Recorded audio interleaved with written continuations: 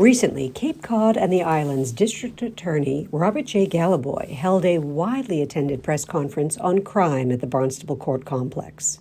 The DA announced grants totaling over $196,000 awarded to both victim advocacy services and law enforcement partners in Barnstable, Yarmouth, and Falmouth to combat human and drug trafficking.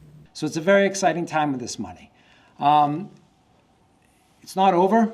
While we're certainly happy to receive these funds, we know there are further opportunities available for us in federal grants through the Department of Justice. We will be seeking additional funding so we can promote awareness regarding human trafficking. We can help our law enforcement partners build the investigations that they need to build to bring the cases, that we can try to work with survivors and, of course, prosecute the offenders. With a 31% rise in human trafficking last year on the Cape, the district attorney has announced the creation of a child protection and human trafficking unit with a new chief, Vanessa Madge, who explained that sex traffickers find their victims in a variety of ways. In regards to sex trafficking, a lot of people might have a misperception that it involves, other countries or people being brought over borders or people being tied up. And that's not how it always is.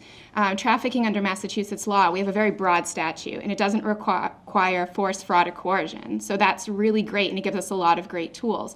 So that could be, you are profiting off of somebody having a date, is what they call it in the life, right? So you could be arranging for someone to have a date. Oftentimes nowadays it happens online. You could post someone on an online website, offer their sexual services. You could even just be posting that on, receive the money for it, drive them to the hotel, drive them to the other location, and all of that comes under sex trafficking, and you can be held accountable for all of that. So how is it happening? It's really happening online where people are posting that way and they're meeting at hotels, or they might be meeting in a car, or they might be going to someone's house. And so it's kind of happening to a variety of people, very young. And basically traffickers look to expose people's vulnerabilities, as I've heard other people in the field say, especially Detective Parachi. And so it could be somebody who needs, maybe like in another location where I worked, a young girl as young as 14 years old. She came from a normal life that was stable. And she ended up getting into trafficking because she wanted a cell phone. And her parents wouldn't buy her a cell phone because they didn't want to expose her to, a variety of things. Well, she wanted a cell phone. And so there was a trafficker out there that exploited that.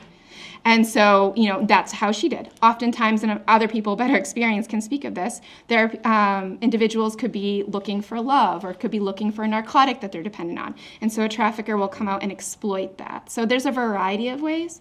And in regards to labor trafficking, that is something that definitely needs more awareness here on Cape Cod. There are a number of individuals who come work seasonally, who come from other countries, who may or may not know all of their rights. And so that's definitely an area that needs more awareness, and I think is particular to Cape Cod with all the seasonal work.